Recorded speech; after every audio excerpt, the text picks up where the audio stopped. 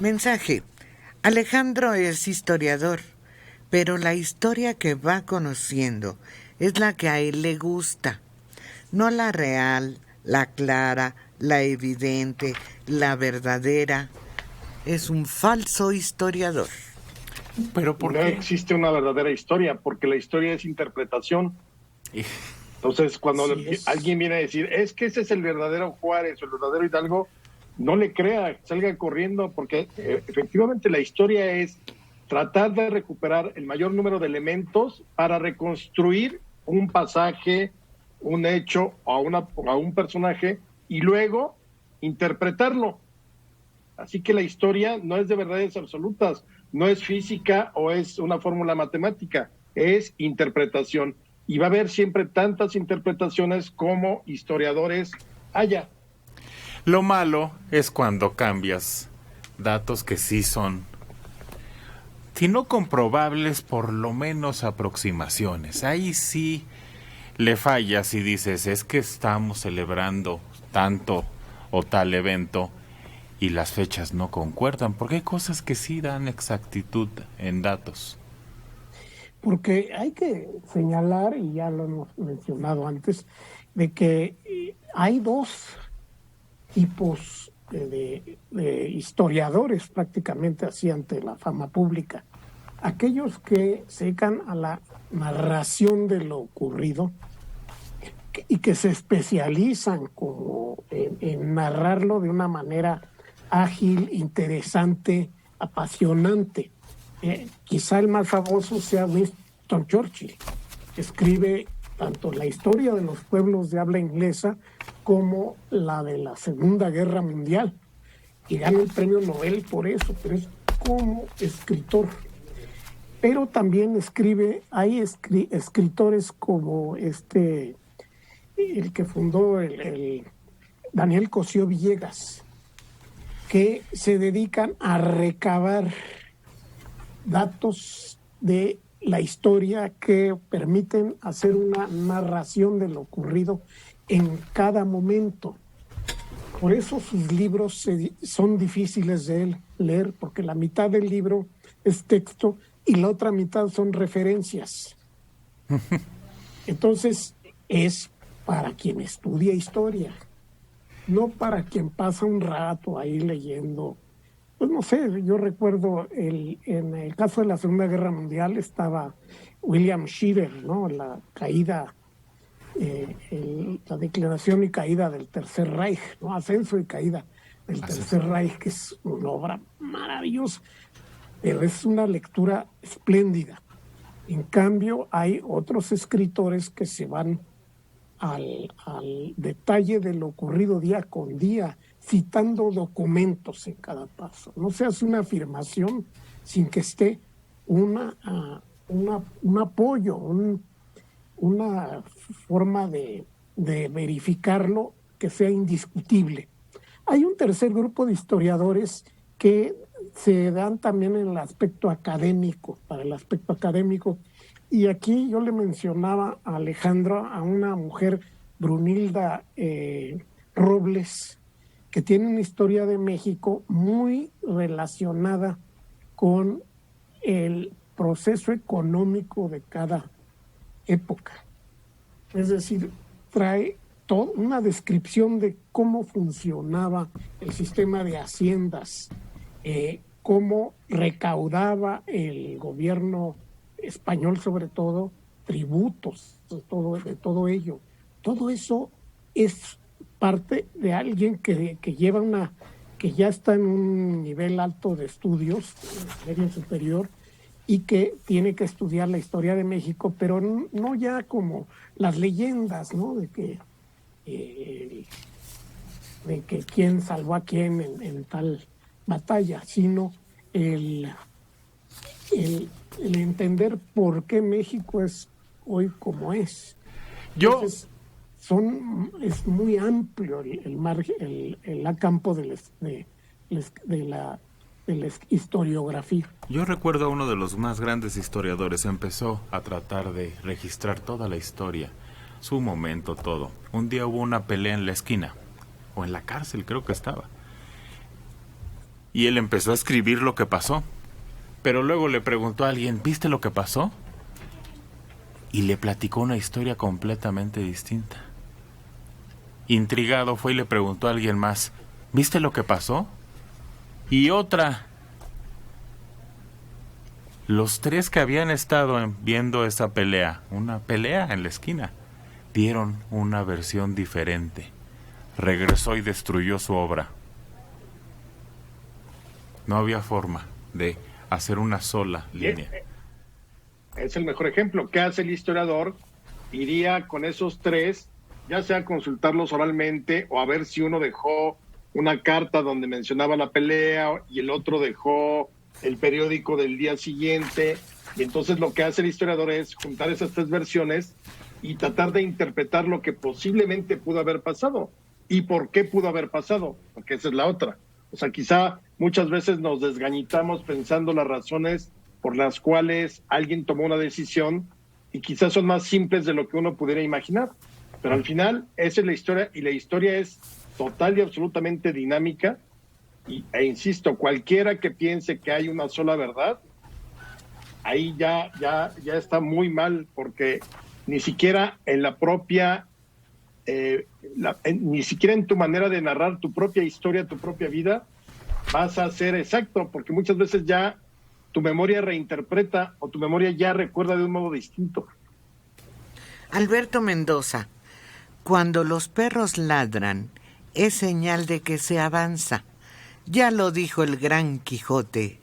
A sus críticos siempre les quedará a deber. El que sí les pagaba era Peña, y todos callados. Híjole, yo de entrada le tengo malas noticias, no lo dijo. El Quijote. Exacto. Vamos empezando porque usted no ha leído El Quijote. Ya, ¿para qué seguimos?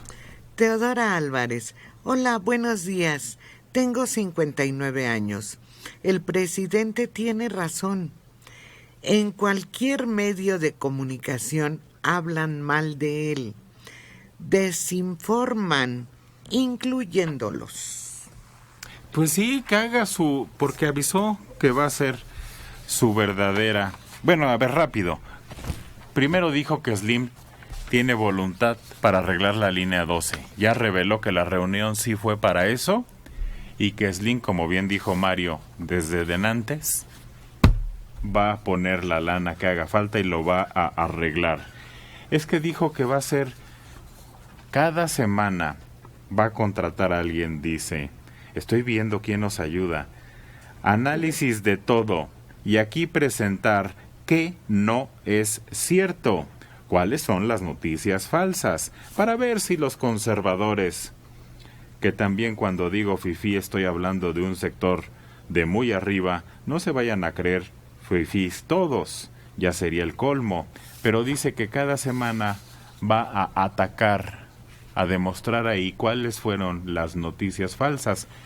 Él pone de ejemplo un tuit de que uno de sus hijos iba a comprar al Cruz Azul o algo así, y que dice que es falso, y que hay muchas noticias como esas. Bueno, pues, órale. Eso es totalmente trivial, ¿no? El problema son las grandes decisiones del gobierno, que pueden ser muy buenas o desastrosas, y eso es lo que hay que analizar, no si su hijo usa tenis de tal marca.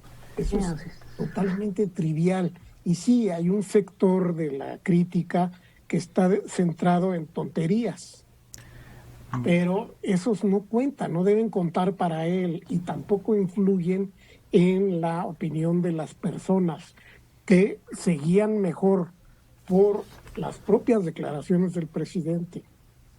Se va a meter en una batalla muy desastrosas. Se va a meter en una batalla, Mario, interminable. Oliva, hay historiadores buenos y malos. Y Alejandro Rosas. Que es de los chiflones. Yo supongo que sí. Ah.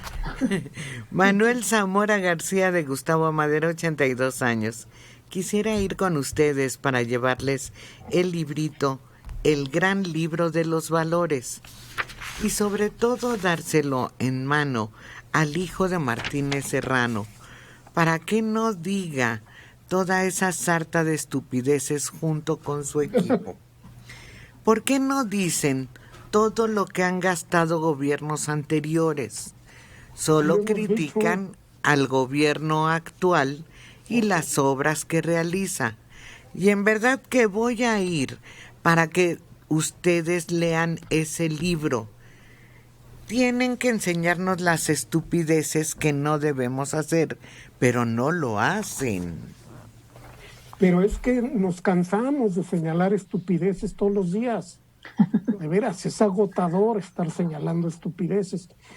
Pero, y eso lo hicimos cuando estaban los otros gobiernos, ya no están, ya no se puede hacer una referencia cada vez que hablemos a lo que hizo Fox, o lo que hizo Martita, o lo que hizo el Calderón, el de Agadal. Entonces, no lo decíamos en su momento. Lo que pasa es que su memoria es corta. Graciela. También es un hecho, perdón, las estupideces que esperábamos que todas las anteriores terminaran. Ahora, el 1 de diciembre del 2018, siguieron en muchos sentidos. No lo traiga, no se preocupe. Exacto. Nosotros lo conseguimos. Ahorre ahorita, pero además está, ya sabe, todo contaminado, Dora. Sí, ¿cómo se llama el señor? Perdón, a mí me gusta llamarles por su nombre. Se llama Manuel Zamora García. Manuel Zamora García, soy Dora Díaz. ¿Quién demonios se piensa usted que es para enseñarnos valores? Y con un triste librito que sabrá Dios cómo lo ha interpretado usted. Léalo, estúdielo, analícelo y aplíquelo en su persona. Usted dice que tenemos que enseñarles las estupideces. No, mi vida, con ese tipo de comentarios usted ya no aprende ni la O por lo redondo. ¿Qué autoridad moral cree tener para decirnos qué valores tenemos que manejar en un programa? No, usted aplíquelos y ubíquese un poquito. No es espía ni profeta y mucho menos, Dios no lo quiera, mi papá. Hace mucho que yo aprendí los valores y los aplico a mi manera. Léase su librito. Y si ya se lo terminó de leer, se siente en él para que aprenda bien. Por cierto que regresó Pedro Salmerón, Desde el pasado 16 de junio acaba de ser designado por Alejandra Frausto, que es la mera en cultura, como director del Museo Regional de Guadalajara. Salmerón es el que salió cuando dijo ¡mátenlos! A Eugenio Garza Sada, ¿no? Aunque habían sido valientes guerrilleros. Ah, eso. A ver, ¿cómo estuvo entonces lo que dijo Alejandro? Sí, básicamente dijo que... Los que mataron a Garza Sada. El empresario de Nuevo León, Eugenio Garza Sada, había caído muerto por unos valientes guerrilleros, creo que de la Liga 23 de septiembre, y obviamente el haber dicho valientes guerrilleros, refiriéndose al asesinato del empresario, le costó el cargo. Ahora, lo mandan al exilio, porque además lo mandan, como dicen, a tierra de infieles. Es Guadalajara, allá no quieren a Morena.